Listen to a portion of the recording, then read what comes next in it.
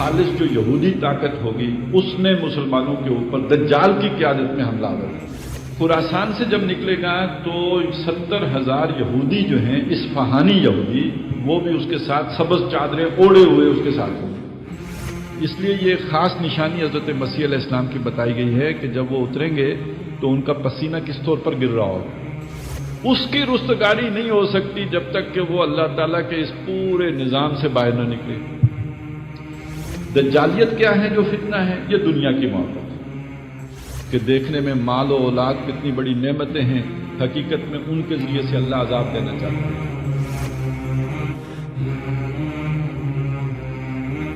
رب اشرح لی صدری ویسر لی امری واحلل عقدۃ من لسانی یفقہوا قولی آمین یا رب العالمین۔ ہم نے دجال کے حوالے سے جن احادیث کا مطالعہ کرنا ہے، ظاہر ہے اس کی بنیاد ہم نے قرآن مجید کے جو تعلیمات ہیں اس پہ رکھی تھی، لیکن یہ کہ ہر نشست سے پہلے بھی میں چاہتا ہوں کہ کوئی ایک آدھ نقطہ قرآن مجید سے ایسا ہمارے سامنے آ جائے کہ جو ان تعلیمات کو اثر نو اجاگر کر دے، واضح کر دے۔ اسلوب قرآن مجید میں مختلف ہوتے رہتے ہیں، تصریف آیات کہتے ہیں اس کو، ایک بات کو کئی انداز میں بیان کیا جاتا ہے۔ سورہ توبہ میں جہاں مسلمانوں پر ایک بڑی شدید آزمائش آئی کہ سب کو نکلنے کا حکم دیا گیا سلطنت روما سے ٹکرانے کے لیے، موسم بڑا شدید تھا، گرمی کے دن تھے، سفر بہت طویل تھا، سلطنت روما سے ٹکراؤ تھا جو وقت کی سپر پاور ہے، اور اس کے علاوہ یہ بھی کہ قحط سالی کا دور تھا، اور اب فصل پک کے تیار تھی کھجوروں کی، اور اندیشہ تھا کہ اگر اتنے طویل سفر پہ چلے گئے تو یہ فصل بھی ضائع ہو جائے گی۔ تو بہت ہی ایک جسے کہتے ہیں کہ بڑی شدید آزمائش ہو گئی اہل ایمان کی، تو جن کے اندر کھوٹ تھا وہ نمایاں ہو گیا۔ وہ کھوٹ کیا ہے؟ یہ واحد صورت ہے قرآن مجید کی جس میں یہ مضمون اس انداز میں 2 مرتبہ آیا ہے کہ اے نبی، اور یہاں معنی کر سکتے ہیں اے مخاطب، اے قرآن پڑھنے والے، فلا توجب کا، تمہیں تعجب میں نہ ڈالے، تمہیں حیران نہ کرے، اموالہم، ان کے مال، ولا اولادہم، اور نہ ان کی اولاد۔ یعنی کسی آدمی کا رتبہ مقام دیکھ کر، جس کی بڑی نمایاں مثال قرآن مجید نے دی ہے، جب قارون اپنے پورے جاؤ جلال کے ساتھ اور اپنی کروفر کے ساتھ نکلا ہے، اپنی زینت کے ساتھ، تو اس کی قوم کے لوگ حسرت کرنے لگے کہ کاش ایسی دولت ہمارے پاس بھی ہوتی، یہ تو بڑے نصیب والا آدمی ہے۔ تو جب کسی کا مال دیکھا جاتا ہے، کسی کی اولاد دیکھی جاتی ہے، کسی کا منصب دیکھا جاتا ہے، کسی کی چودراہٹ دیکھی جاتی ہے، کسی کا انفلوئنس دیکھا جاتا ہے، اسٹیٹس دیکھا جاتا ہے، تو اس وقت محسوس یہ ہوتا ہے کہ اس کو اللہ نے بڑا نصیب دیا ہے۔ یہ جو سمجھا جاتا ہے اس کو بڑا نصیب دیا ہے، تو وہ یہ سمجھایا گیا کہ یہ نصیب نہیں ہے، اس پر تعجب نہ کرو جو کچھ انہیں اللہ نے دنیا کی زندگی کی یہ زینت دی ہے۔ انما یرید اللہ لیعذبہم بہا، اللہ چاہتا ہے ان کو عذاب دے ان کے ذریعے سے، اس مال و اولاد کے ذریعے سے انہیں عذاب میں مبتلا کرے، فی الحیات دنیا، دنیا کی زندگی میں بھی۔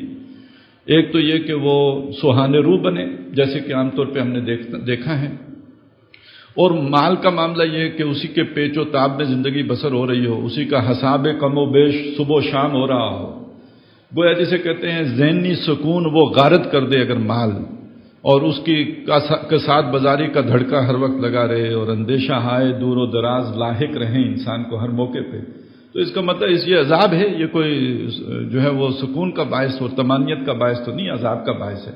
دیکھنے والے کے لیے مال و دولت ہے، اور جس نے وہ حاصل کیا ہوا ہے اس کے لیے اس کو تو بغیر خواب آور گولیاں کھائے نیند نہیں آتی۔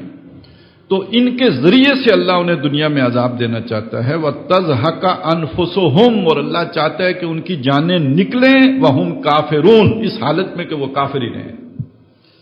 اس کا مطلب یہ ہے کہ انسان کو جھٹکا لگے، تکلیف آئے، اس کا ارادہ ٹوٹ جائے، اس کے منصوبے طے و بالا ہو جائیں، تو وہ اللہ کی طرف متوجہ ہو سکتا ہے۔ اس کو اتنی سہولتیں دے دو کہ جو وہ منصوبہ بنائے وہ پورا ہو جائے، جیسے پلان کرے حرف بحرف اس پر عمل درآمد ہو جائے، تو اس کا ذہن اللہ کی طرف کبھی بھی نہیں جائے گا، وہ اسی حالت کفر میں اس کی جان نکلے گی۔ تو اس کا کیا مطلب ہوا؟ جس شے کو ہم نعمت سمجھ رہے ہیں وہ اللہ کا جال ہے جو اللہ نے اس کے اوپر، جس میں اس کو گرفتار کر کے رکھا ہوا ہے، یہ ڈسیپشن ہے۔ یہ پھندا ہے، یہ ہے اصل میں یوں سمجھیے دجالیت کی ایک قسم۔ انسان سمجھتا ہے کہ میرے لیے یہ بہت ہی نعمتیں ہیں، بڑے احسانات ہیں، اس سے پھر اور بھی مغالطے پیدا ہوتے ہیں کہ جس اللہ نے مجھے یہاں دیا آخرت میں بھی دے گا، تو مجھ میں کچھ ہے نا جس کی وجہ سے یہ ملا ہے، تو جس وجہ سے یہ ملا اسی وجہ سے آخرت میں بھی جنت مل جائے گی۔ تو دھوکہ، صاف آدمی دھوکہ کھا گیا، فریب کھا گیا، یہ دنیا کے روپ سے یا اس کے بے روپ سے یا اس کی چکا چون سے وہ دھوکہ کھا گیا۔ بہرحال یہ مضمون ہم نے تفصیل کے ساتھ اس سے پہلے بھی سمجھا، صرف یاد دہانی اس کو تازہ کرنا مقصود تھا، وہ تازہ ہو گیا۔ اب ہم آتے ہیں ان احادیث کی طرف کہ جو ہمارے زیر مطالعہ تھی۔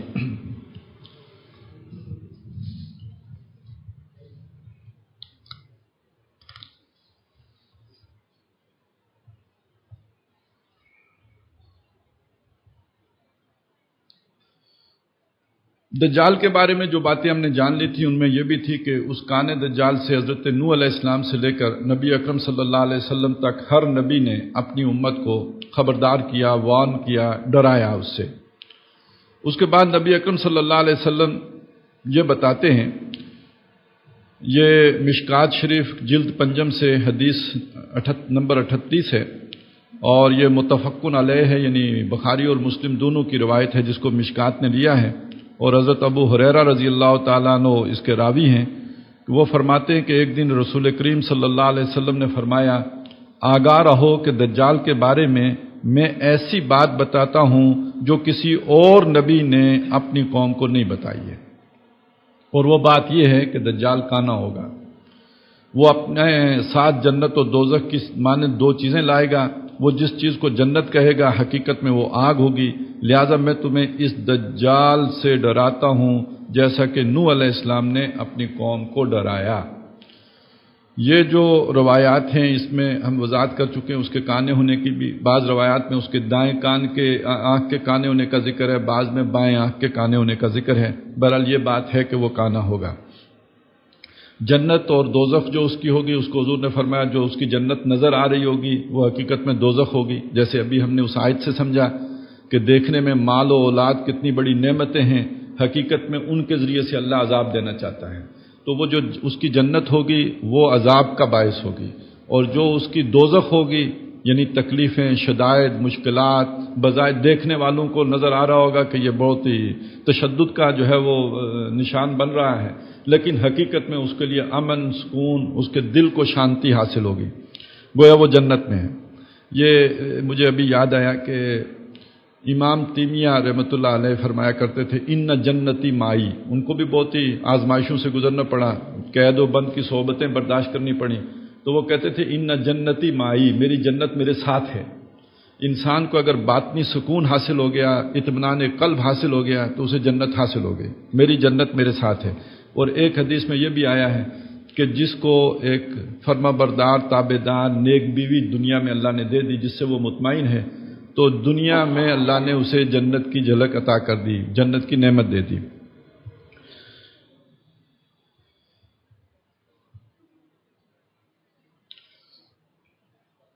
یہ مشکات ہی کی حدیث ہے کہ جس میں نبی اکرم صلی اللہ علیہ وسلم، یہ حدیث نمبر 41 ہے اور یہ بھی متفقن علیہ ہے، اور حضرت نواس ابن سمان رضی اللہ تعالیٰ عنہ اس کو روایت کرتے ہیں کہ ایک دن رسول کریم صلی اللہ علیہ وسلم نے دجال کے نکلنے، اس کی فریب کاریوں اور اس کے فتنے میں لوگوں کے مبتلا ہونے کا ذکر فرمایا، اور کہا کہ اگر دجال نکلے اور بالفرض میں تمہارے درمیان موجود ہوں تو میں اس سے تمہارے سامنے جھگڑوں اور دلیل کے ذریعے اس پر غالب آؤں، اور اگر دجال اس وقت نکلا جب میں نہ ہوں گا تو پھر میں تم میں سے ہر شخص کو اپنی ذات کی طرف سے جھگڑنے والا، جو اپنی ذات کی طرف سے جھگڑنے والا ہوگا، اور میرا وکیل اور خلیفہ ہر مسلمان کے لیے اللہ تعالیٰ ہوگا۔ اس کی بھی ہم وضاحت کر چکے ہیں، لیکن یہ کہ اب یہ یہاں تک ہم پہنچے تھے، اس سے آگے اس روایت کو لے کے چلتے ہیں۔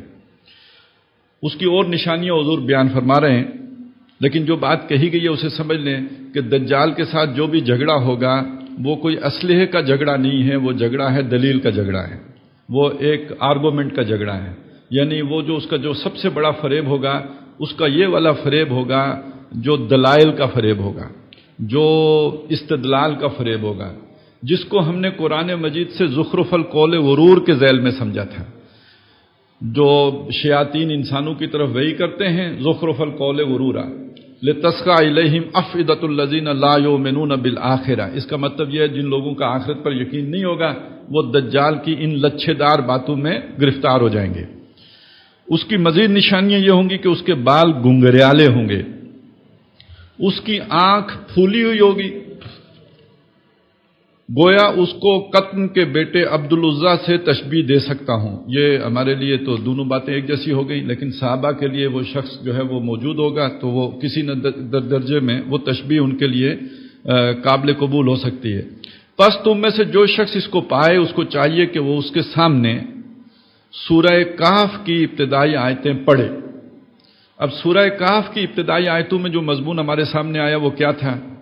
دنیا کی بے بذاتی اور بے ثباتی کا ذکر آیا تھا کہ یہ ہے تو بڑی چکا چوند والی، بڑی اٹریکٹیو، بڑی پرکشش، بہت اپنی طرف کھینچنے والی، لیکن یہ کہ یہ اس کے اندر دوام نہیں ہے، یہ دھوکہ ہے۔ سب سے بڑا دھوکہ یہ ہے، سب سے بڑا فریب یہ ہے، سب سے بڑا دجل یہ ہے کہ آپ جو ہے وہ دنیا کی زلف کے اسیر ہو جائیں۔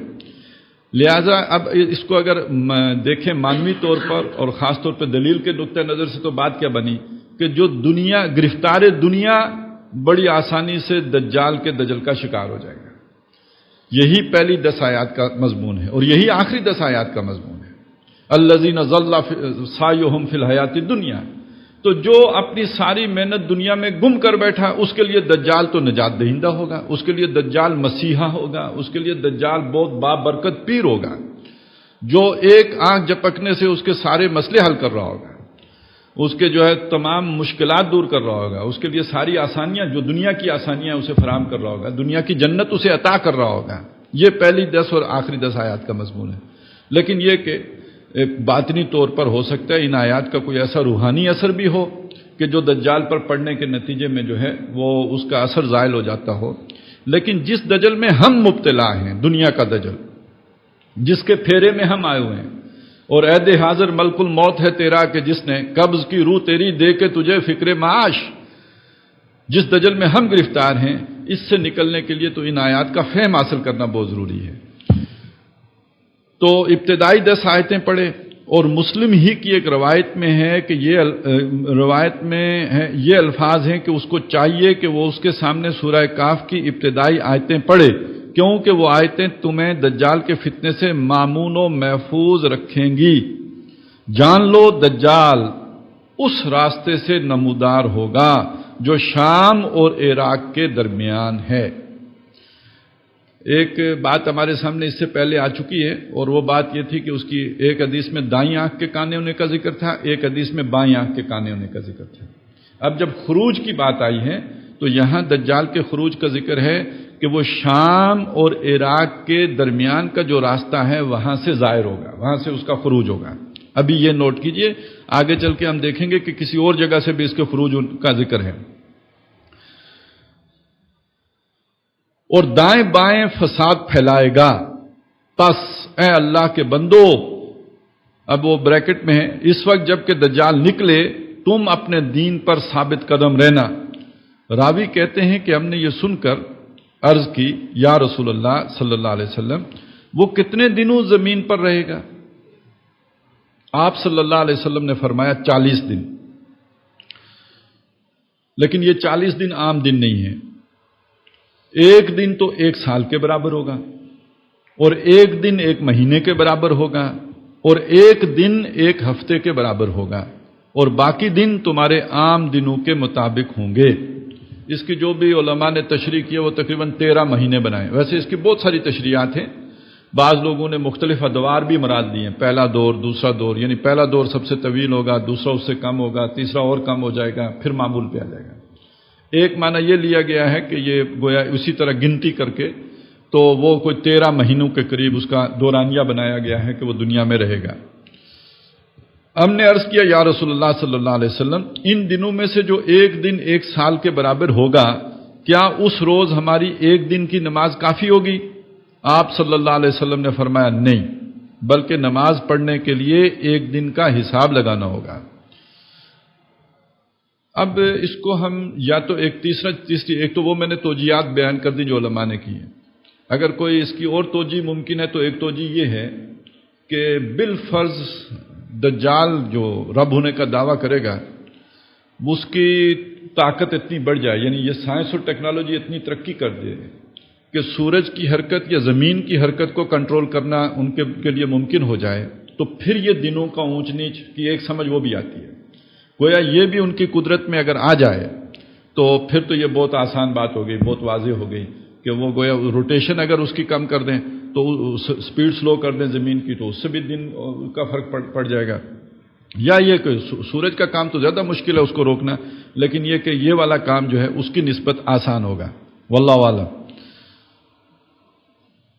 تو ہم ایک نماز کافی ہوگی؟ فرمایا نہیں، بلکہ نماز پڑھنے کے لیے ایک دن کا حساب لگانا ہوگا۔ ہم نے عرض کی یعنی وہ 24 گھنٹے کا حساب لگا لیں، اس وقت تو لوگوں کو یہ سمجھنا مشکل ہوگا، آج بڑا آسان ہے، گھڑی تو پاس ہوگی، 24 گھنٹے کے مطابق آپ جو ہے وہ سابقہ اوقات کے مطابق اپنی نمازیں ادا کر سکتے ہیں۔ ہم نے عرض کیا یا رسول اللہ صلی اللہ علیہ وسلم زمین پر کتنا زیادہ تیز چلے گا، اس کی سپیڈ کیا ہوگی، اس کی رفتار کیا ہوگی؟ آپ صلی اللہ علیہ وسلم نے فرمایا وہ اس مہینہ یعنی ابر کی مانند تیز رفتار ہوگا جس کے پیچھے ہوا ہو، اس ابر کی مانند تیز رفتار ہوگا جس کے پیچھے ہوا ہو، یعنی اس کی تیز رفتاری کا ذکر ہے یہاں پہ۔ اور بعض دوسری روایات میں اس کا ذکر یوں کیا گیا ہے کہ اس کی جو ہے وہ سواری جو ہے وہ ایک جگہ سے دوسری جگہ کو جو سفر ہوگا، جو اس کے گدے کی ٹاپ ہوگی، ایک ٹاپ سے دوسری، جیسے تمہارا مہینے بھر کا سفر ہے وہ ایک ٹاپ میں طے کر دے گا۔ تو اس کو آپ قیاس کر سکتے ہیں ہوائی جہاز کے سفر پر۔ آج کل تو وہ ایک ہیلی کاپٹر کا ایشو بنا ہوا ہے، لیکن یہ کہ آپ اسے ذرا دیکھیں کہ آپ نے اگر برطانیہ جانا ہے یا امریکہ جانا ہے تو وہ ایک فلائٹ سے آدمی آسانی سے پہنچ سکتا ہے۔ اب یہ تو کوئی ناممکنات میں سے بات نہیں رہی۔ تو اس کا وہ ایک قوم کے پاس پہنچے گا اور اس کو اپنی دعوت دے گا، یعنی اچھا اس میں یہ بھی روایات ہیں کہ وہ 40 دنوں میں پوری زمین گھوم لے گا، یعنی تمام لوگوں کے پاس جو ہے وہ چکر لگا لے گا، سب کو اپنا دیدار کرا لے گا، یعنی اپنی اتباع کی طرف بلائے گا اور برائی کے راستے پر لگائے گا۔ لوگ اس پر ایمان لے آئیں گے، یعنی اس کے فریب میں آ کر اس کی اتباع کرنے لگیں گے اسے رب مان کر۔ پھر وہ اپنے تابعداروں کو نوازنے کے لیے ابر کو بارش برسانے کا حکم دے گا تو بارش برسائے گا۔ یہ اب حیرت کی بات نہیں ہے، یعنی مصنوعی بارش تو اب تقریباً ہمارا انسانی علم وہاں تک پہنچ چکا ہے، تو اس میں ذرا تھوڑا مزید کمال حاصل کر لے گا، اور وہ اب ناممکنات میں سے یہ بات ہے نہیں۔ اور زمین کو سبزہ اگانے کا حکم دے گا تو زمین سبزہ لگائے گی۔ اب کتنے صحرا ہیں جو سرسبز و شاداب ہو چکے ہیں، سعودی عرب گندم میں خود کفیل ہو چکا ہے، وادی غیر ذی زرع اور امارات کے اندر جو ہے وہ شجرکاریاں ہو رہی ہیں اور سبزیاں اگ رہی ہیں، بلکہ سننے میں تو آ رہا ہے کہ وہ ایکسپورٹ بھی کرنا انہوں نے شروع کر دیا ہے۔ تو یہ تو ساری در حقیقت اس سائنسی ترقی اور ٹیکنالوجی کی بدولت ہے جو سب کچھ ہو رہا ہے۔ پھر جب شام کو اس قوم کے وہ مویشی آئیں گے جو چرنے کے لیے صبح کے وقت جنگل و بیابان میں گئے تھے، تو ان کے کوہان بڑے بڑے ہو جائیں گے اور ان کی کوکھیں خوب کھانے پینے کی وجہ سے تن جائیں گی۔ پھر اس کے بعد دجال ایک قوم کے پاس پہنچے گا اور اس کو اپنی دعوت دے گا، یعنی یہ خوشحالی دجال لے کے آئے گا، سبزہ بھی خوب ہوگا، جانور بھی خوب جو ہے وہ سیر ہو کے پیٹ بھر کے آئیں گے، موٹے تازے بھی ہو جائیں گے، اور یہ کاشتکاری بھی خوب ہوگی، بارش بھی برسے گی، اور یہ سارا قدرت دجال کی ہے۔ یعنی یہ کہ جو اللہ تعالیٰ کے کام ہیں، بارش برسانا اور سبزہ اگانا، وہ دجال ان پر دسترس حاصل کر لے گا۔ پھر وہ ایک قوم کے پاس پہنچے گا اور ان کو اپنی دعوت دے گا، یعنی اپنی خدائی کی طرف بلائے گا۔ دعوت کا مطلب یہ نہیں کہ وہ کوئی غلط یعنی کہے گا جو آج کل جیسے ہو رہا ہے، ہو سکتا ہے وہ بے حیائی کو ختم کرنے کے لیے آئے، کہے جی بے حیائی ختم کرتے ہیں، بڑا اچھا ایجنڈا لے کے آئے اور وہ کہے کہ ہم ایک فلاحی ریاست بناتے ہیں۔ یہ ساری باتیں ہو سکتی ہیں، لیکن اس کے اندر جو بس کی گانٹھ ہے وہ کیا ہوگی؟ خدا میں ہوں، رب میں ہوں، مجھے رب مانو۔ تو اپنی خدائی کی طرف بلائے گا کہ مجھے پروردگار تسلیم کرو، لیکن اس قوم کے لوگ اس کی دعوت کو رد کر دیں گے، یعنی وہ اس کی بات کو قبول نہیں کریں گے اور اس پر ایمان لانے سے انکار کر دیں گے، اور وہ ان کے پاس سے چلا جائے گا، یعنی اللہ تعالیٰ اس کو اس قوم کی طرف سے پھیر دے گا۔ پھر اس قوم کے لوگ کہے تو خشک سالی اور تباہ حالی کا شکار ہو جائیں گے۔ اس کا مطلب ہے کہ سالہ سال ان کی بارشیں روک دے گا، بارش نہیں برسے گی، اور اس کے نتیجے میں قحط سالی آ جائے گی۔ تو جو بھی قدرت کی یہ ساری نعمتیں ہیں یہ ساری دجال کے کنٹرول میں چلی جائیں گی۔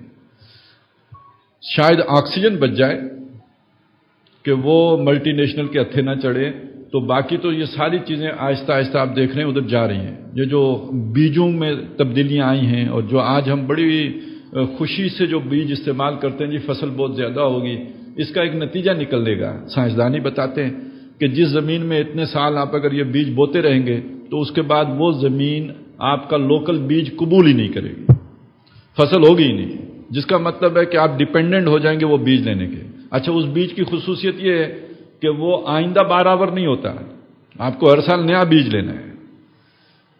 تو جس کا مطلب یہ ہے کہ یہ سارا کچھ جو ہے وہ چلا جائے گا، جو بھی آج ہم کہتے ہیں ملٹی نیشنل کمپنیاں ان کے کنٹرول میں چلا جائے گا، وہ ایک ادارہ وجود میں آ گیا ہے۔ پھر بعد میں قانون سازی ہو جاتی ہے، باقاعدہ وہ قانون سازی یہ ہو جاتی ہے کہ آپ لوکل بیج استعمال ہی نہیں کر سکتے۔ بعض مغربی ممالک میں یہ چیز شروع ہو چکی ہے۔ یہ ایک عجیب تماشا ہے، لوگوں نے یہ تجربے کیے ہیں کہ ایک کھیت میں آپ وہ ہائیبرڈ بیج لگائیں، دوسرے کھیت میں لوکل بیج لگائیں۔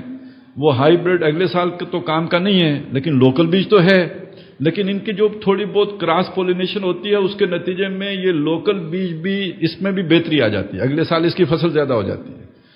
تو بعض لوگ اس تجربے پہ چل پڑے تو پھر قانونی طور پہ پابندی لگا دی گئی کہ آپ اس علاقے میں جو اپنا لوکل بیج ہے وہ استعمال ہی نہیں کر سکتے، وہ جرمانہ ہوتا ہے، بہت بھاری جرمانہ ہوتا ہے اس پہ۔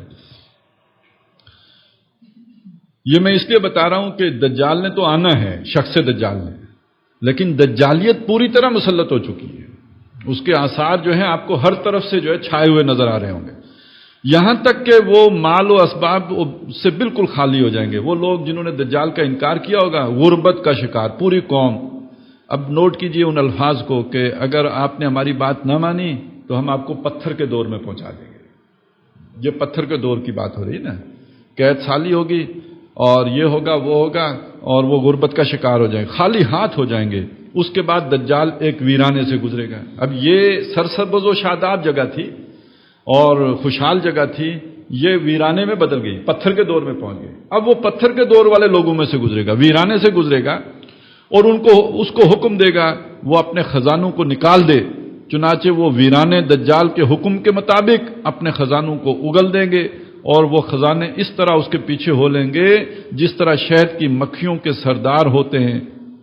پھر دجال ایک شخص کو جو جوانی سے بھرپور یعنی نہایت قوی و توانا جوان ہوگا اپنی طرف بلا، اور اس بات سے غصہ ہو کر اپنی طرف بلائے گا، اور اس کی بات سے غصہ ہو کر کہ اس نے اس کی الوہیت کا انکار کر دیا، تو اپنی طاقت و قدرت ظاہر کرنے اور اپنے غیر معمولی کارناموں کی ابتدا کے لیے اس پر تلوار کا ایسا ہاتھ مارے گا کہ اس کے دو ٹکڑے ہو جائیں گے، جیسا کہ تیر نشانے پہ پھینکا جاتا ہے، یعنی اس کے جسم کے دونوں ٹکڑے ایک دوسرے سے اس قدر فاصلے پر جا گریں گے جتنا فاصلہ تیر چلانے والے اور اس کے نشانے کے درمیان ہوتا ہے، اتنے دور دور کر دے گا آپ کو۔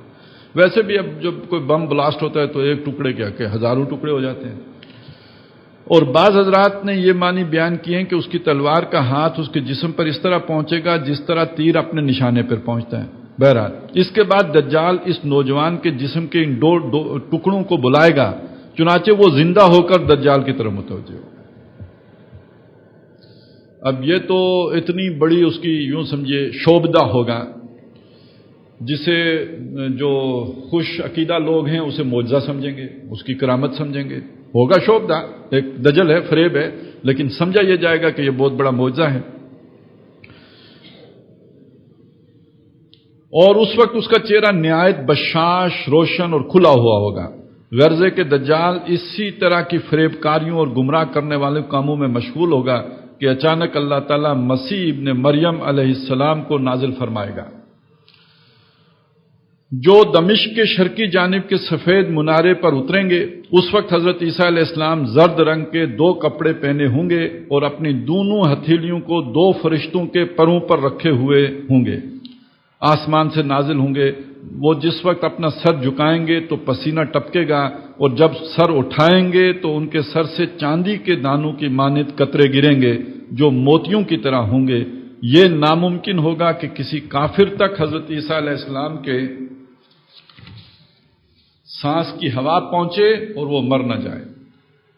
کوئی لیزر والا اثر ہوگا ان کی سانس میں کہ جہاں تک ان کی سانس کی ہوا پہنچے گی جو کافر ہوگا وہ مر جائیں گے۔ اچھا، یہاں پہ بھی ایک چیز کو ذہن میں رکھیے کہ آج کل ایک نئی جو ہے وہ ٹیکنالوجی آ گئی ہے کہ آسمان میں اور بالکل خلا میں جو ایک آپ کو ایسی تصویر دکھا دی جاتی ہے جیسے لگتا ہے کہ سچ مچ کوئی شے موجود ہے، حالانکہ کوئی شے موجود نہیں ہوتی۔ تو یعنی یہ دجل بھی ہو سکتا ہے، اس لیے یہ خاص نشانی حضرت مسیح علیہ السلام کی بتائی گئی ہے کہ جب وہ اتریں گے تو ان کا پسینہ کس طور پر گر رہا ہوگا، اور وہ باقی یہ کہ وہ باقی بروپ تو بنایا جا سکتا ہے، اب انسان یہاں تک پہنچ چکا ہے، یہ ٹیکنالوجی اس پر دسترس حاصل کر چکا ہے، لیکن شاید یہ بات خاص طور پہ جو بتائی گئی کہ ان کا پسینہ گر رہا ہوگا اور ان کی کیفیت یہ ہوگی موتیوں کی طرح ہوگا، اور ان کی سانس کی ہوا ان کی حد نظر تک جائے گی۔ حضرت مسیح کی سانس جہاں تک پہنچے گی جس کافر کو لگے گی وہ مر جائے گا، پگھل کے ختم ہو جائے گا، اور وہ جائے گی کہاں تک؟ جہاں تک ان کی نگاہ جائے گی۔ پھر حضرت عیسیٰ علیہ السلام دجال کو تلاش کریں گے یہاں تک کہ وہ اس کو باب لد پر پائیں گے۔ باب لد آج کل اس کو یہ ایک تشریح یہ کی گئی ہے کہ جو اسرائیل کا ایک بڑا ایئرپورٹ ہوتا تھا جو اب نہیں ہے، اب انہوں نے اسے بند کر دیا ہے شاید، لیکن یہ کہ ایک وقت میں پورے اسرائیل کا سب سے بڑا ایئرپورٹ یہ شمار ہوتا تھا لڈا کے نام سے۔ تو یہ عربی زبان میں ڈال کا لفظ تو ہے ہی نہیں، اور ڈیوڈ داؤد تو وہ جو ہے اسی طرح لڈا یا لد یہ جو ہے بہت قریب الفاظ ہے، تو وہ اسے مقام لد پر جا کر پائیں گے اور قتل کر ڈالیں گے۔ اس کے بعد حضرت عیسیٰ علیہ السلام کے پاس وہ لوگ آئیں گے جن کو اللہ تعالیٰ نے دجال کے مکر و فریب اور فتنے سے محفوظ رکھا ہوگا۔ حضرت عیسیٰ علیہ السلام ان لوگوں کے چہروں سے گرد و غبار صاف کریں گے اور ان کو ان درجات و مراتب کی بشارت دیں گے جو وہ جنت میں پائیں گے۔ حضرت عیسیٰ علیہ السلام اسی حال میں ہوں گے کہ اچانک اللہ تعالیٰ کی طرف سے ان کے پاس وحی آئے گی کہ میں نے اپنے بہت سے ایسے بندے پیدا کیے ہیں جن سے لڑنے کی قدرت و طاقت کوئی نہیں رکھتا، لہذا تم میرے بندوں کو جمع کر کے کوہ طور کی طرف لے جاؤ اور ان کی حفاظت کرو۔ پھر اللہ تعالیٰ یاجوج و ماجوج کو ظاہر کرے گا جو ہر بلند زمین کو پھلانگتے ہوئے اتریں گے اور دوڑیں گے۔ ان کی تعداد اتنی زیادہ ہوگی کہ جب ان سب سے پہلی جماعت بحیرہ تبریہ کو خالی دیکھ کر کہے گی کہ اس میں کبھی پانی تھا، اس کے بعد یاجوج ماجوج آگے بڑھیں گے یہاں تک کہ جبل خمر تک پہنچ جائیں گے اور پھر کہیں گے کہ ہم نے زمین والوں کو ختم کر دیا ہے، ہم نے زمین والوں کو ختم کر دیا ہے، چلو آسمان والوں کا خاتمہ کر دیں۔ آسمان والوں کا خاتمہ کر دیں یعنی اللہ کی فوجیں فرشتوں پر بھی تو مبنی ہے نا، اور اب ہماری لڑائی جو ہے وہ فرشتوں کے ساتھ ہے۔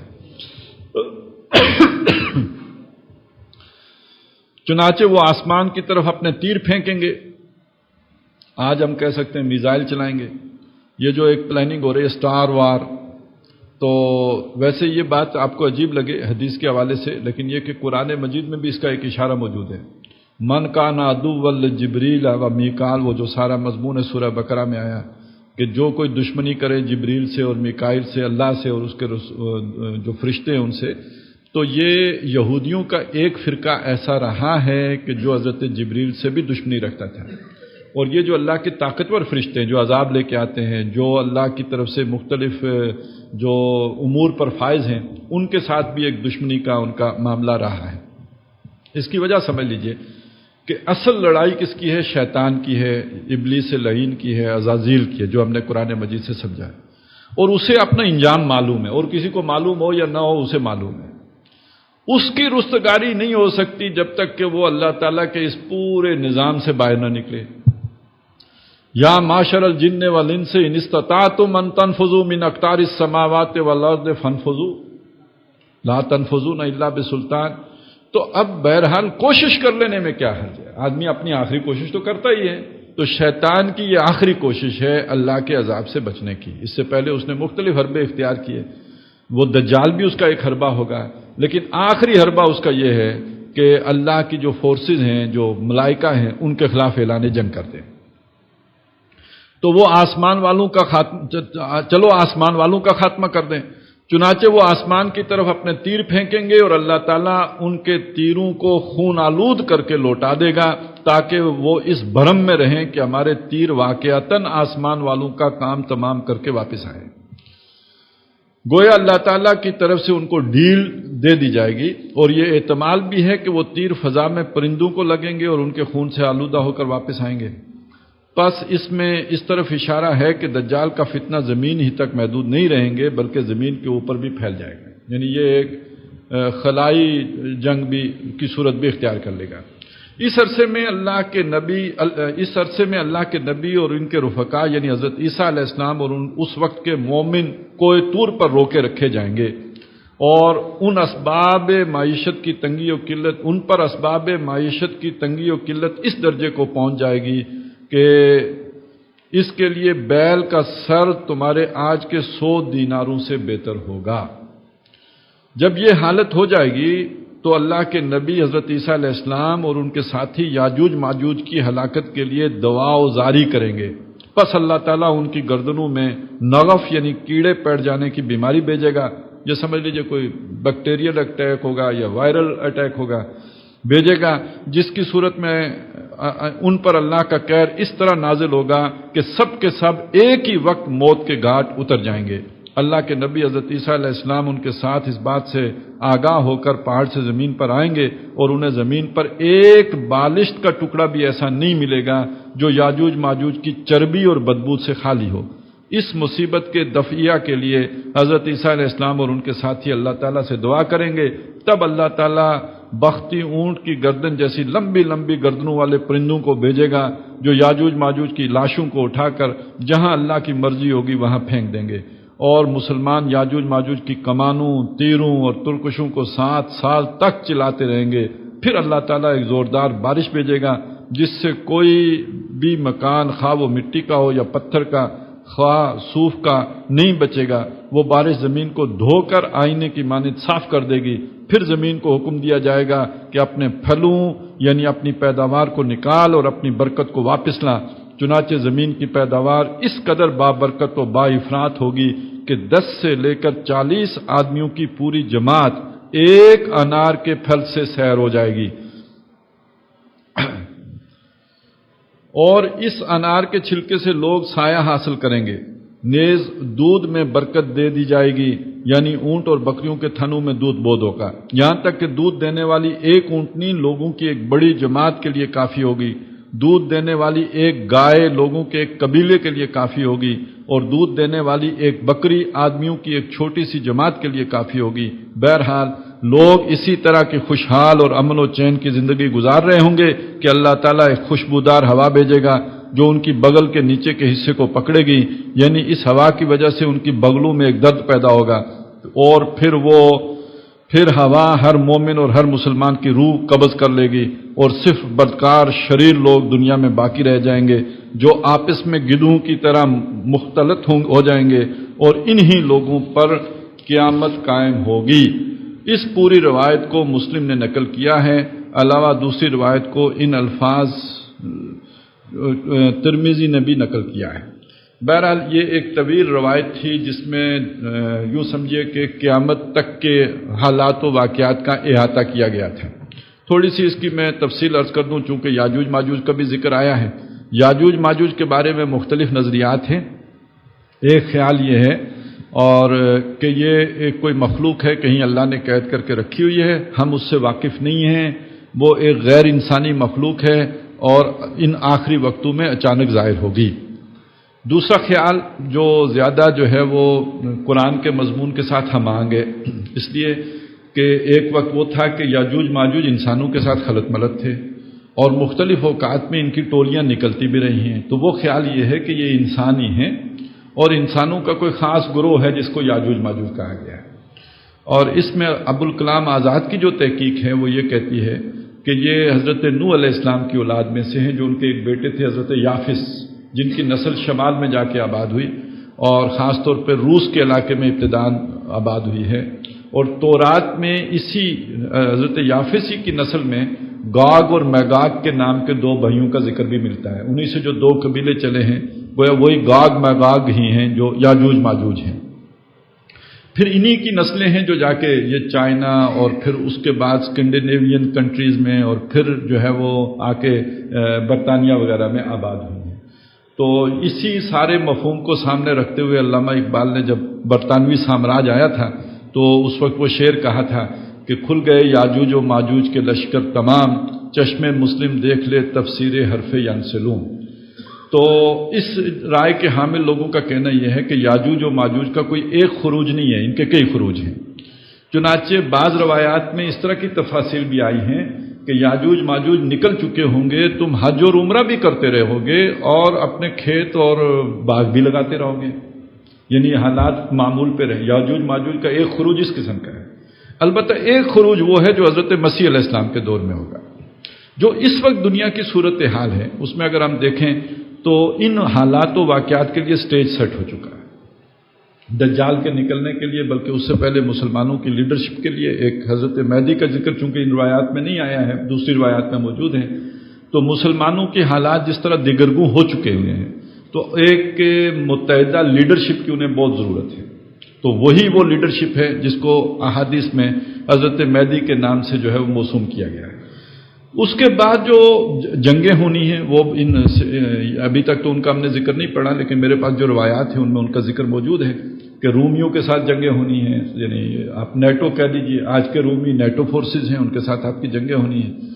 پھر یہ جو جنگوں کا سلسلہ ہے یہ 7 سال رہنا ہے اور بالآخر مسلمان ترکی تک کا علاقہ فتح کرنے. اور یہ بھی اب سمجھ میں آتا ہے کہ یہ جو جنگ چلے گی شام اور ان علاقوں سے ہوتی ہوئی یہ ترکی کی طرف جائے گی اور یہ سارا علاقہ مسلمان فتح کر لیں گے. ترکی میں مسلمان فوجیں ہوں گی جب یہ خبر پہنچے گی کہ دجال نکل گیا ہے. اب وہ اس کے لیے واپس آئیں گے. خبر جھوٹی ہوگی لیکن جب واپس آئیں گے تو وہ فی الواقع نکل چکا ہوگا، وہ اس کا خروج ہو چکا ہوگا. اب یہ جو جنگیں ہوں گی اس میں مسلمان اس کا مقابلہ نہیں کر سکیں گے دجال کا، اور محصور ہو جائیں گے مدینے اور مکے میں اور یروشلم. یہ 3 شہر بچے ہوئے مسلمانوں کے پاس رہ جائیں گے، باقی سارے علاقے پہ دوبارہ دجال کا قبضہ ہو جائے گا. اب آئیں گے حضرت مسیح علیہ السلام مسلمانوں کی مدد کرنے کے لیے. یہ حالت جنگ میں اتریں گے اور اس وقت مسلمان فوجیں محصور ہوں گی دمشق میں جب یہ حضرت مسیح علیہ السلام کا نزول ہوگا. ان کے آنے کے بعد پھر پانسا پلٹے گا اور وہ دجالی فورسز جو ہے وہ شکست خوردہ ہو جائیں گے. پھر آخری مرحلہ وہ ہے کہ جس میں وہ یاجوج ماجوج نکلیں گے جو ابھی ہم نے تفصیل کے ساتھ پڑھا. اب ہم ذرا ان حالات کے اندر اگر اسے دیکھیں تو پہلی جنگ عام مسلمانوں کی یا یہ کہ مہدی کی قیادت میں مسلمانوں کی رومی فوجوں کے ساتھ ہے جو جاری ہے. اس کے مختلف مراحل ہیں، مختلف علاقوں میں ہیں جو اس وقت چل رہے ہیں، لیکن یہ کہ اس وقت یہ کوئی باقاعدہ منظم اور اس طرح کی نہیں ہے. لیکن جب وہ لیڈرشپ آ جائے گی تو یہ منظم صورت اختیار کر لے گی. یہ پھر ایک باقاعدہ جسے کہیں جہاد فی سبیل اللہ کی صورت اختیار کر لے گی ایک امیر کی قیادت میں. اور یہ ہوگی ساری ان رومی فوجیوں کے خلاف. وہ اس میں کچھ غیر مسلم لوگ مسلمانوں کی مدد بھی کریں گے. ممکن ہے کہ وہ مدد جو ہے وہ رشیا کی طرف سے بھی ہو جائے، واللہ عالم، لیکن بہرحال کہ اس کا امکان رہے گا.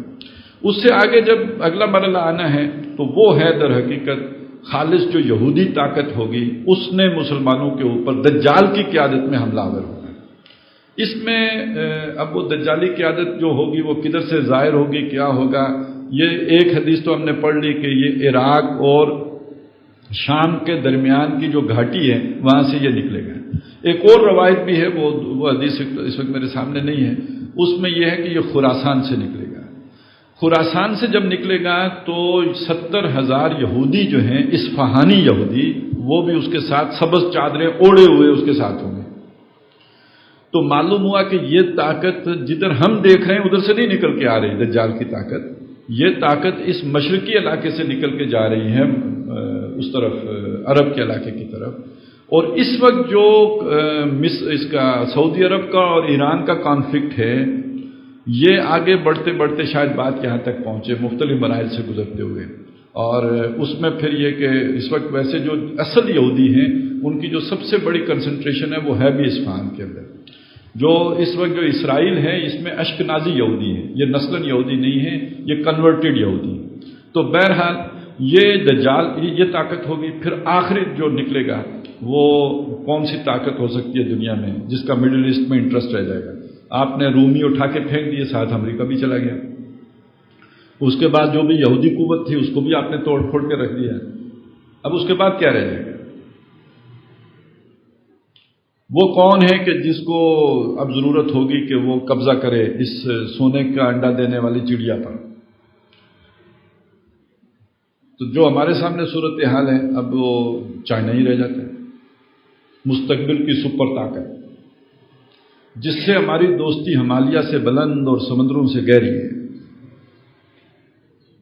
تو یہ وہ دجالیت ہے، یہ وہ فریب ہے، یہ وہ دجل ہے جو ہم کھا رہے ہیں. تو بہرحال اس کے علاوہ اور کوئی رہتا نہیں ہے. آپ دیکھیں، آپ نے اگر وہ نیٹو فورسز آپ نے بگا دی، اڑ گئی، ختم ہو گئی، امریکہ کا اثر و رسوخ ختم ہو گیا ہے، پیچھے یہودیوں کا بھی ختم ہو گیا ہے. اس کے بعد جو یاجوج ماجوج نکلیں گے وہ یا تو آسمان سے آئیں، اور اگر زمینی سے نکلے تو پھر اور تو کوئی رہا، پھر ایک ہی باقی بچا ہے. تو بہرحال یہ ایک اندازے کی بات ہے، خیال ہے، ایک سوچ ہے. ضروری نہیں کہ یہی صحیح ہو. پیشن گوئیوں کا معاملہ یہی ہوتا ہے کہ صحیح پتہ تو تب ہی چلتا ہے جب وہ واقعہ رونما ہوتا ہے. اس سے پہلے اندازے ہی ہوتے ہیں جو غلط بھی ثابت ہو سکتے ہیں.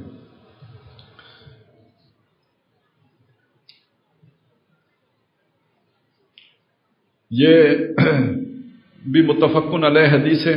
اور حضرت ام شریک کہتی ہیں رضی اللہ تعالیٰ عنہ کہ نبی کریم صلی اللہ علیہ وسلم نے فرمایا کہ لوگ دجال کے مکر و فریب اور فتنہ و فساد کے خوف سے بھاگ کر پہاڑوں پر چڑھ جائیں گے. اور وہ کہتی ہیں کہ میں نے یہ سن کر عرض کیا یا رسول اللہ صلی اللہ علیہ وسلم، ان ایام میں عرب کہاں ہوں گے؟ اب یہ نوٹ کیجئے، ان ایام میں عرب کہاں ہوں گے؟ آپ صلی اللہ علیہ وسلم نے فرمایا ان دنوں عرب بہت کم ہوں گے اور دجال سے جہاد و مقابلہ کرنے کی طاقت و قدرت نہیں رکھیں گے. اس لیے کہ جو دجال کے آنے سے پہلے یہ نیٹو فورسز کے ساتھ جنگیں ہونی ہیں، رومی جو 80 جھنڈے لے کے آئیں گے اور ان کے ساتھ جو جہاد ہونا ہے، اس میں بہت بڑی تعداد میں عرب جو ہے وہ کھینچ رہیں گے. یہ احادیث موجود ہیں اور نبی اکرم صلی اللہ علیہ وسلم نے اس کی خبر دی ہے. جب آخری فتح بھی مسلمانوں کو حاصل ہوگی ان کے مقابلے میں، عیسائیوں کے مقابلے میں مسلمانوں کی اور عربوں کی، تو اس میں بتایا کہ خوشی کسی کو نہیں ہوگی، مال غنیمت لینے کا کسی کو شوق نہیں ہوگا. لوگوں نے حیران ہو کے پوچھا کیوں؟ فرمایا کیسے ہوگا؟ جس کے 100 بیٹے ہوں گے 99 اس جنگ میں کام آ گئے ہوں گے. تو عرب اس دن بہت تھوڑے رہ جائیں گے. یہ بھی ایک متفقن علیہ حدیث ہے. حضرت انس رضی اللہ تعالیٰ عنہ رسول اکرم صلی اللہ علیہ وسلم سے روایت کرتے ہیں کہ آپ صلی اللہ علیہ وسلم نے فرمایا اصفہان کے 70,000 یہودی دجال کی اطاعت و پیروی کریں گے جن کے سروں پر چادریں ہوں. یہ میں آپ کو پہلے بتا چکا. اسی طرح حضرت ابو سعید خضری رضی اللہ تعالیٰ عنہ کہتے ہیں کہ رسول اکرم صلی اللہ علیہ وسلم نے فرمایا دجال جب دنیا میں آئے گا یعنی ظاہر ہوگا تو مدینہ منورہ کی جانب رخ کرے گا تاکہ اس شہر مقدس میں داخل ہو کر فتنہ و فساد پھیلائے، لیکن مدینے کے راستوں میں اس کا داخل ہونا ممنوع ہو جائے گا، یعنی اللہ تعالیٰ اس شہر کی حفاظت فرمائیں گے اور دجال اس میں داخل ہونے پر قادر نہیں ہو سکے گا. آخر وہ مدینہ کے قریب کی کھاری زمین میں ٹھہر جائے گا. پھر اس کے پاس ایک شخص آئے گا جو اس زمانے کے بہترین لوگوں میں سے ہوگا.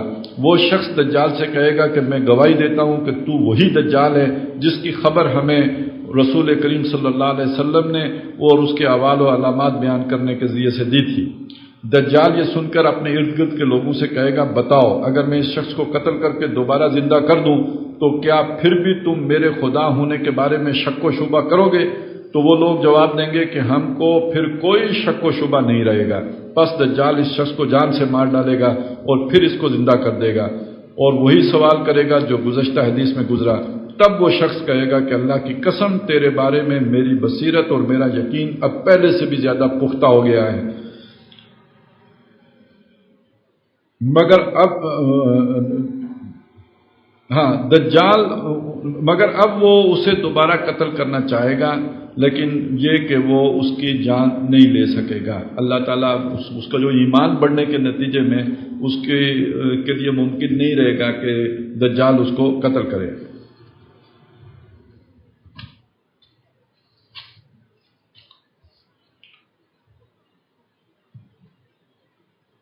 حضرت ابو ہریرہ رضی اللہ تعالیٰ عنہ روایت کرتے ہیں کہ رسول اکرم صلی اللہ علیہ وسلم نے فرمایا کہ مسیح دجال مدینہ منورہ میں داخل ہونے کے ارادے سے مشرق کی طرف سے آئے گا، یہاں تک کہ وہ احد پہاڑ کے پیچھے جو مدینہ منورہ سے 3 میل کے فاصلے پر ہے آ کر رکے گا۔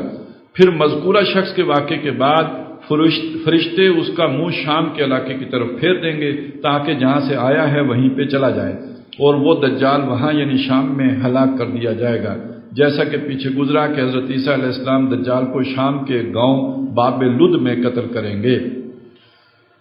حضرت ابو بکرہ نبی کریم صلی اللہ علیہ وسلم سے روایت کرتے ہیں کہ آپ صلی اللہ علیہ وسلم نے فرمایا، اہل مدینہ دجال کے رعب و خوف سے محفوظ رہیں گے۔ اس دن جب کہ دجال مدینے میں داخل ہونے کے ارادے سے آئے گا، مدینے کے 7 دروازے ہوں گے اور ہر دروازے پر 2 فرشتے معمور ہوں گے، لیکن اس سے پہلے مدینے میں ایک واقعہ ہو چکا ہوگا، وہاں پہ کوئی کہا گیا ہے کہ آوازیں ہوں گی، دھماکے ہوں گے، اور اس کے نتیجے میں جو منافقین ہوں گے وہ مدینہ چھوڑ کے نکل چکے ہوں گے۔ اس کو یہ سمجھ لیجئے کہ جب کسی شہر میں جنگ کا خطرہ ہوتا ہے، آج کل جیسے شام میں ہو رہا ہے، تو وہ جو سیانے لوگ ہوتے ہیں وہ جلدی جنگ شروع ہونے سے پہلے ہی نکلنے کی فکر کرتے ہیں۔ انہیں جب آثار دیکھتے ہیں کہ جنگ آ رہی ہے تو وہ شہر چھوڑ کے بھاگ جاتے ہیں، کسی دوسری جگہ پہ جا کے سکونت اختیار کر لیتے ہیں۔ اور یہ کون لوگ ہوتے ہیں؟ جن کے وسائل ہوتے ہیں۔ ایک عام آدمی اپنا شہر چھوڑ کے کدھر جائے گا؟ اسے کہاں تحفظ ملے گا، کہاں پناہ ملے گی؟ تو غریب آدمی تو کہتا ہے بس یہیں جینا ہے، یہاں مرنا ہے، وہ تو کہیں اسے زبردستی پکڑ کے گھسیٹ کے نکالیں تو نکالیں، وہ اپنا گھر نہیں چھوڑ سکتا ہے۔ وہ لوگ جو پروفیشنل ہیں جنہیں جا کے دوسری جگہ پہ بھی نوکری مل جاتی ہے، جو نئی جگہ پہ بھی اپنا کاروبار جما سکتے ہیں، جو پاکستان نہیں تو امریکہ چلے جائیں گے، یورپ چلے جائیں گے، یہ وہ لوگ ہیں کہ جو شہر سب سے پہلے چھوڑتے ہیں۔ آپ افغانستان میں بھی دیکھیں، جب جنگ ہوئی ہے تو سب سے پہلے جن لوگوں نے چھوڑا تجارت پیشہ لوگ ہیں، جو ہائی پروفائل جو ہیں گریٹ ہیں، یہ وہ انہوں نے چھوڑا، پروفیشنلز ہیں انہوں نے چھوڑا، یہ وہ لوگ ہیں جو چھوڑ دیں گے۔ تو مدینے میں جو اس طرح کے لوگ ہوں گے وہ سارے مدینہ چھوڑ کے بھاگ جائیں گے، اور اب جو مدینے میں خالص لوگ بچے ہوں گے ان کو اللہ تعالیٰ امن دے دے گا اور ان کے اوپر دجال کا کوئی خوف نہیں ہوگا۔ مشکات شریفی میں یہ بھی ایک حدیث نمبر 51 ہے، اور یہ بھی متفقن علیہ ہے کہ حضرت فاطمہ بنت قیس، وہ جو تمیم داری والی حدیث ہے، وہ طویل حدیث، وہ انہوں نے اس میں بیان کیا ہے اور اکثر حضرات کے علم میں ہوگی۔ اس کا ایک مختصر سا خلاصہ میں عرض کر دوں کہ وہ کہیں ان کے سفر میں تھے سمندری، اور ان کی کشتی بھٹک کے کسی جزیرے میں پہنچ گئی۔ کون سا جزیرہ تھا، کئی اس کی کیا آسانیاں ہیں، بس کسی جگہ پہنچ گئی، اور وہاں پہ ان کو ایک کوئی چیز ملی عجیب الخلقت قسم کی۔ انہوں نے پوچھا کون ہو، تو اس نے کہا میں جساسہ ہوں، یعنی وہ کوئی جو دجال ہے اس کی جاسوس سمجھ لیجئے۔ تو پھر وہ لے گئی انہیں اس جگہ پہ جہاں پہ وہ دجال قید تھا، زنجیروں میں جکڑا ہوا۔ اس نے کچھ سوالات پوچھے کہ وہ تبریہ جھیل کا کیا معاملہ ہے، فلانا باغ آباد ہے یا نہیں ہے۔ تو ہر سوال کے جواب میں جب اسے کہا گیا کہ جی آباد ہے، جی بنی ہوئی ہے، تو اس نے کہا عنقریب نہیں ہوگی، اور پھر اس نے کہا کہ جب ایسا نہیں ہوگا تو پھر میں آزاد ہو جاؤں۔ ابھی یعنی اس دور میں جب نبی کریم صلی اللہ علیہ وسلم کا جو دور ہے، دجال زنجیروں میں جکڑا ہوا تھا، اور امکان یہ ہے کہ اس کے 1000 سال کے بعد کھلا ہو۔ اور اب یہ جو کچھ بھی دنیا میں ہو رہا ہے، جو رینائسنس ہے، تو اس کے پیچھے ساری وہ دجالی سوچ کار فرما ہو، جو ہم نے سورہ کاف کے پہلے رکوع کے ضمن میں جو چیزیں پڑھی تھی کہ در حقیقت اس سائنس اور ٹیکنالوجی کی ترقی نے دنیا کے دجل میں لاکھوں گنا اضافہ کیا ہے، تو گویا یہ سب کے پیچھے پلاننگ اسی دجال کی ہو۔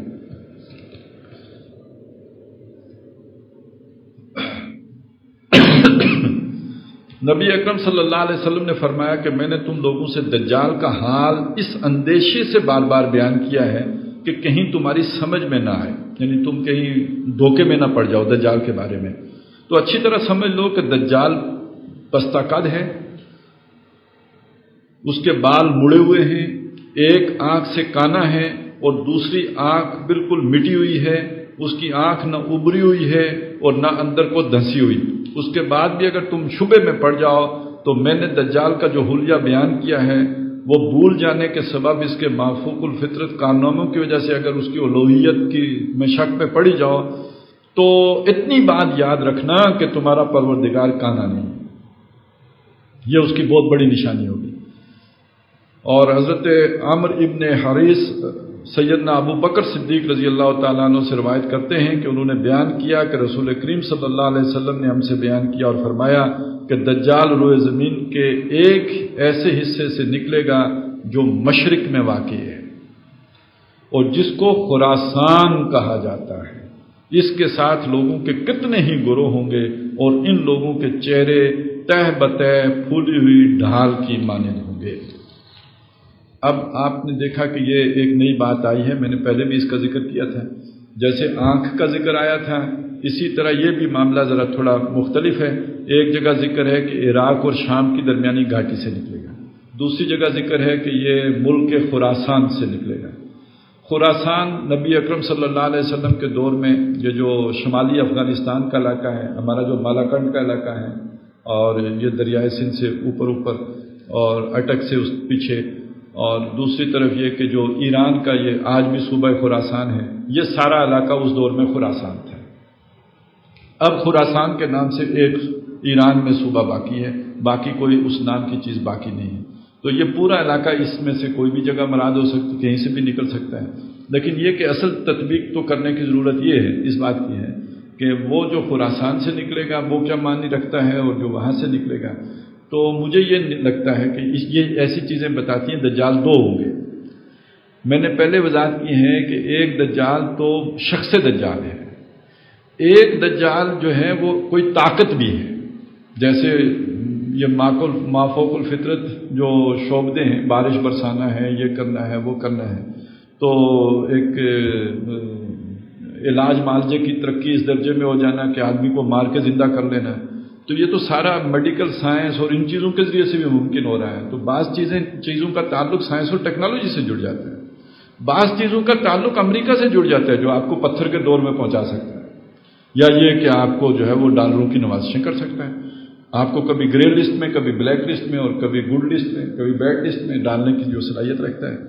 تو بعض چیزیں وہ ہیں کہ جو ایک شخص دجال سے متعلق ہیں. اب وہ جو شخص دجال ہے معلوم ہوتا ہے وہ بھی دو ہوں گے، اس کا ایک روپ کوئی اور ہے، دوسرا روپ کوئی اور ہے. تو جیسے کہ وہ دجال آئے گا جو بڑا، جو رب ہونے کا دعویٰ کرے گا، تو وہ دنیا کو کیا بتائے گا میں کون ہوں؟ دنیا کو بتائے گا وہ میں مسیح ہوں جس کا تم انتظار کر رہے تھے. یعنی ایک شخصیت ہے جس کی دنیا منتظر ہے، وہ اس کا بیروپ بھر کے آ جائے گا. شروع ہم نے یہی سیکھا نا، دجل کسی اور کا روپ بھر لینا، بیروپ اختیار کر لینا. تو یہ جو مسیح الدجال ہے یہ حضرت مسیح علیہ السلام کا بیروپ بھر کر آئے گا. یہ جو خراسان سے نکلے گا یہ کون ہو سکتا ہے؟ ایک ہمارے ہاں جو تصور موجود ہے حضرت مہدی کا تصور، اور حضرت مہدی کے تصور میں دو تصورات علیحدہ علیحدہ ہیں. ایک تصور سنیوں کا ہے، ایک تصور جو ہے اہل تشیع کا ہے. اچھا، سنیوں کا بھی جو اس وقت تصور ہے عوام کا، اس پر بہت کچھ اثر وہ والا ہے جو اہل تشیع کا ہے. سنیوں کا جو مہدی ہیں وہ ایک مجدد ہے، جو پیدا ہوں گے ماں باپ کے گھر میں، پروان چڑھیں گے، نارمل سارا معاملہ ہے، اور اللہ تعالیٰ ایک رات میں ان کی اصلاح فرمائے گا اور وہ مسلمانوں کی اصلاح پر کاربند ہو جائیں گے. ایک مجدد کامل، یہ حضرت مہدی، جن میں ہدایت جمع ہو جائے گی، وہ ہدایت کا منبع اور سرچشمہ ہوں گے. یہ سنیوں کے مہدی ہیں، یعنی سنی اہل علم کے مہدی. وگرنہ عام جو سنی تصورات ہیں ان میں تو مہدی بھی اپنے وہ خاصی تصور رکھتے ہیں. اس کے مقابلے میں اہل تشیع کا مہدی کون ہے؟ یہ جو 12ویں امام غائب ہو گئے ہیں، جو گم ہو گئے، جو غار میں جا کے بیٹھے بادشاہوں کے ڈر سے، اور پھر کچھ عرصہ ان کے ساتھ کچھ لوگ ملاقاتیں کرنے آتے جاتے رہے، یہ غیابت صغریٰ ہے ان کی. پھر اس کے بعد ہر کسی سے ملنا جلنا انہوں نے بند کر دیا، یہ غیابت کبریٰ ہو گئی ان کی. اب وہ آخری دور میں ظاہر ہوں گے، یہ امام منتظر ہیں. یہ جب آخری دور میں ظاہر ہوں گے تو یہ بڑے مافوق الفطرت قسم کے کارنامے سر انجام دیں گے. یہ جو ہے یروشلم کا قبضہ حاصل کریں گے، اور یروشلم کا قبضہ حاصل کر کے اس کے تہہ خانوں سے تورات اصلی والی برآمد کر کے یہودیوں کو تحفتاً پیش کریں گے.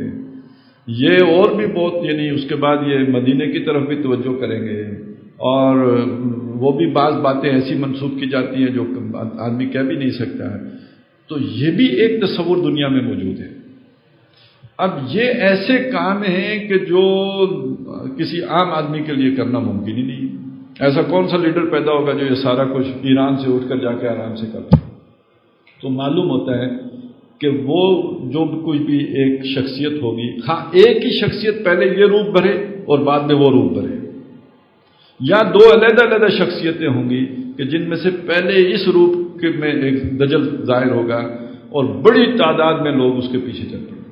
آپ ذرا تصور کیجئے کہ اگر فرض کریں کل ایران اور اسرائیل آپس میں آمنے سامنے ہوتے ہیں اور ایران اسرائیل کو بھی جو ہے وہ شکست دے دیتا ہے اور یروشلم ایران کے قبضے میں آ جاتا ہے، تو مجھے ایک واقعہ یاد ہے۔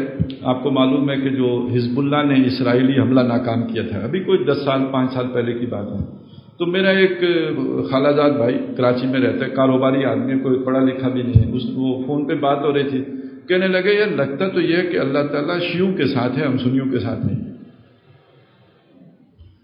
تو جب وہ ہو کہ ہر طرف جو ہے ایرانی جھنڈے گاڑتے بڑھتے چلے جائیں اور ہمارے دشمنوں کو مارتے چلے جائیں، تو بہرحال عام سنی مسلمان بھی یہی سمجھے گا کہ اللہ تعالیٰ کی مدد تو ان کے ساتھ شامل حال ہے۔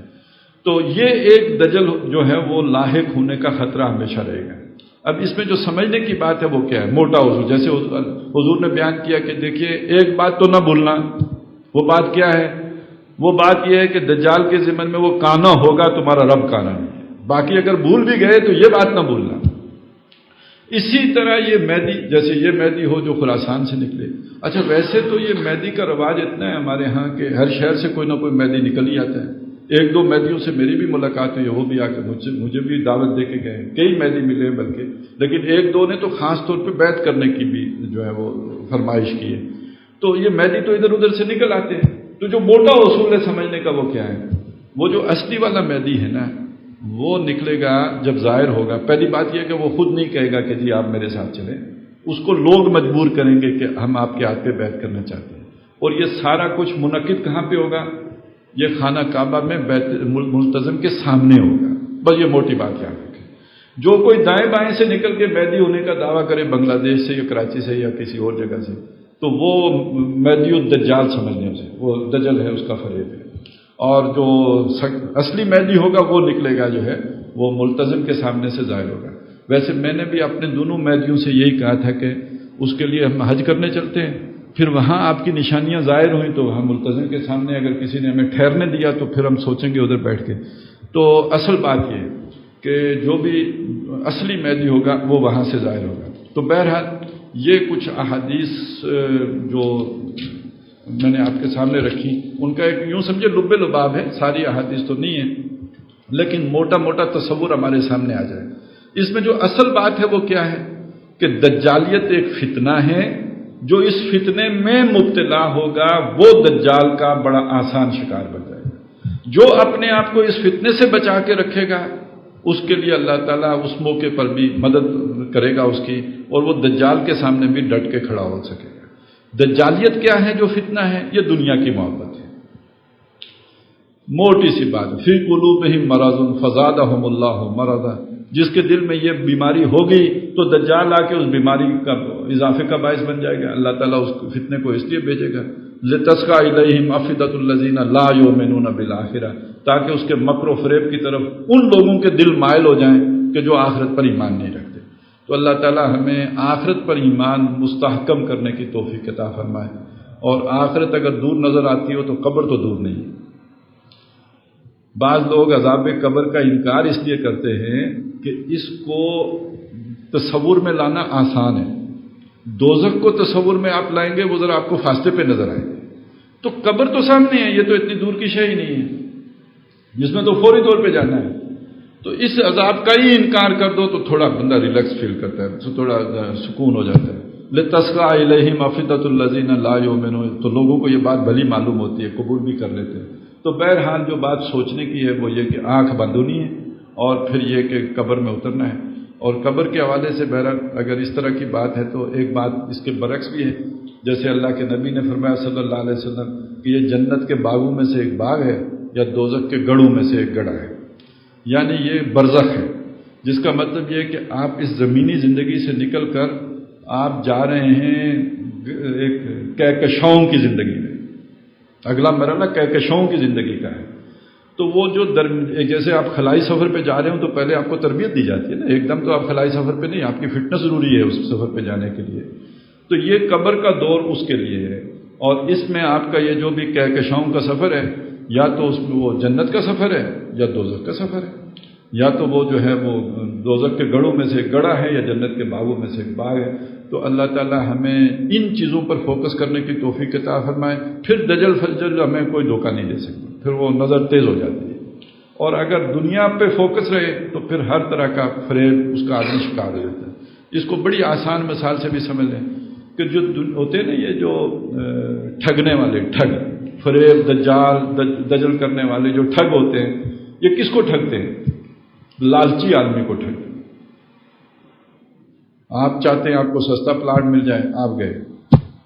آپ چاہتے ہیں جو گاڑی 16 لاکھ کی ہے آپ کو 12 لاکھ میں مل جائے. ہمیشہ ٹھگ آ کے یہی کام کرتا ہے.